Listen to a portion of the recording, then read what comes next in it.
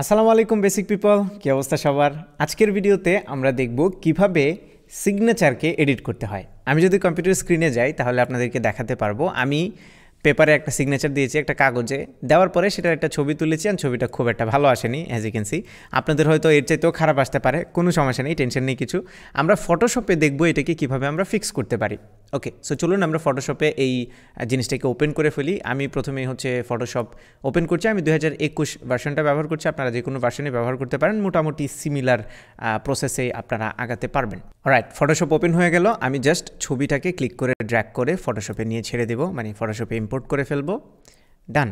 তো প্রথম কাজ হচ্ছে আমাদের এটাকে একটু রিসাইজ করে নেওয়া ছবিটাকে। সো আমি ক্রপ বাটন যেটা আছে এটাতে প্রেস করি। প্রেস করার পরে আমি জাস্ট যেই এরিয়াতে আমার সিগনেচারটা আছে ওই এরিয়াটুকুকে মার্ক করে দিই। ব্যাস, আমরা এখন এইটাকে একটু টুইক করব। তো সেজন্য প্রথমে আমাদের যেটা করতে হবে, ইমেজে যেতে হবে, দেন অ্যাডজাস্টমেন্ট, এরপরে আমরা যাব হচ্ছে লেভেলসে। লেভেলসে যাওয়ার পরে আমরা এই ছবির ব্রাইটনেসটা বাড়াবো। সো এই পাশের যেই নবটা আছে এটাকে ধরে আমরা টানবো, টেনে ততক্ষণ পর্যন্ত টানবো যতক্ষণ পর্যন্ত না হোয়াইট এবং ব্ল্যাক ছাড়া অন্য কোনো কালার থাকতেছে, স্পেশালি ব্যাকগ্রাউন্ডে। সো আমরা এটাকে যখন একদম ফুললি টেনে এখানে নিয়ে আসবো তখন দেখতে পাচ্ছি আমাদের ছবিতে ব্যাকগ্রাউন্ড পুরো হোয়াইট হয়ে গেছে, সিগনেচারটা পুরো ডার্ক আছে। এবার আমরা ওকে প্রেস করব, অ্যান্ড দেন আমরা যাব হচ্ছে সিলেক্ট, এখান থেকে কালার রেঞ্জ। কালার রেঞ্জে গেলে আমরা হচ্ছে হোয়াইট কালারটাই প্রেস করব একটা, অ্যান্ড দেন সিলেকশন প্রিভিউটা আপনাদের নান থাকবে। এখান থেকে আমরা করব গ্রে স্কেল, অ্যান্ড এখানে ইনভার্ট যে বাটনটি আছে ইনভার্ট, এটাতে প্রেস করে দেবো। তাহলে আমরা দেখতে পাচ্ছি আমার সিগনেচারটা হোয়াইট কালারের হয়ে গিয়েছে। এইবার আমি জাস্ট ওকে প্রেস করব। ডান, দেখতে পাচ্ছেন সিগনেচারটুকু সিলেক্ট হয়ে গিয়েছে। এইবার আমরা যাব হচ্ছে লেয়ারসে। এই যে দেখতে পাচ্ছেন লেয়ার, এই লেয়ার প্যানেল থেকে এইখানে যে বাটনটি আছে এই বাটনটিতে প্রেস করব। করার পরে আমরা হচ্ছে সলিড কালারে ক্লিক করব। সলিড কালারে ক্লিক করার সাথে সাথে আমরা একটা কালার চুজ করতে পারি। আপনি সিগনেচারের কালার যেটা দিবেন সেটা এখান থেকে চুজ করবেন। আমরা ব্ল্যাক সিলেক্ট করছি এই কর্নার থেকে, অ্যান্ড দেন ওকে প্রেস করে দিচ্ছি। এবার আমরা একদম নিচের যে লেয়ারটা আছে ব্যাকগ্রাউন্ড লেয়ার, এটাকে ডিলিট করে দিই। জাস্ট ডিলিট বাটনে নিয়ে ড্র্যাগ করে ছেড়ে দিই, তাহলেই দেখতে পাচ্ছি আমাদের সিগনেচারটা চলে এসছে এখানে, এবং এইটাকে আমরা এখন পিএনজি ফাইল আকারে সেভ করতে পারি। সো এটা সাইজটাকে আমি আরেকটু অ্যাডজাস্ট করে নিই, ওকে, যেন সাইডে তেমন কোনো স্পেস না থাকে। অলদো পিএনজি ফাইলে স্পেস থাকলেও খুব একটা সমস্যা নেই। এবং আমি ছবিটাকে হালকা একটু রোটেট করবো। সো Ctrl+T প্রেস করে আমি এটাকে একটু রোটেট করে এই পজিশনে রেখে দিচ্ছি। অথবা আপনার সিগনেচার আপনি সোজাভাবে ছবি তুলতে পারেন, আমরা একটু বাঁকা করে ছবি তুলছি, এই কারণে হালকা একটু রিসাইজ রোটেট আমি করে নিলাম। এইবার আমরা ফাইলে যাব। ফাইলে যাওয়ার পরে সেভ অ্যাজ। এইবার আমরা যে ফোল্ডারে সেভ করবো সেটা সিলেক্ট করে দিয়ে আমি ডেস্কটপ সিলেক্ট করছি, এবং এখান থেকে পিএনজি সিলেক্ট করতে হবে।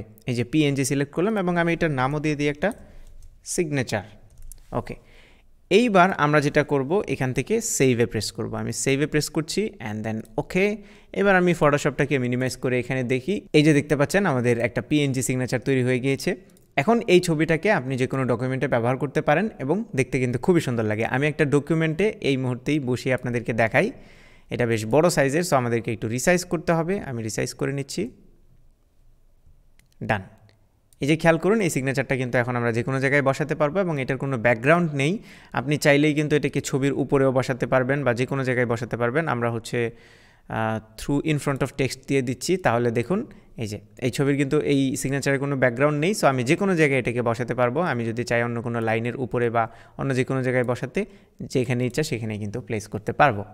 তো এই ছিল আমাদের আজকের কুইক ভিডিও, যেটা দিয়ে আপনি খুব সহজে সিগনেচারটা এডিট করতে পারবেন। আই হোপ ভিডিওটা আপনার কাজে লেগেছে। যদি ভিডিওটা উপকারী হয় তাহলে অবশ্যই আমাদের ভিডিওটাতে একটা লাইক দিবেন।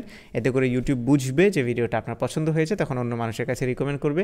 চাইলে আপনি ভিডিওটা আপনার ফ্রেন্ডদের সাথে শেয়ারও করতে পারেন, এবং মোস্ট ইম্পর্টেন্টলি আমাদের চ্যানেলটা সাবস্ক্রাইব করবেন, আর পাশে যে বেল আইকনটা আছে ওটাও আপনি অন করে দিতে পারেন, যেন পরবর্তী নোটিফিকেশান যেন আপনি পান ভিডিও আপলোড হওয়ার সাথে সাথে। আর কমেন্টেও জানাতে পারেন কেমন লাগলো, আপনার কাছে নতুন কোনো আইডিয়া থাকলে সেটাও শেয়ার করতে পারেন, কোনো টপিকে ভিডিও চাইলে সেটাও আপনারা কমেন্টে লিখতে পারেন। সো নেক্সট ভিডিওতে আবার দেখা হবে। Till then take care. আসসালামু আলাইকুম।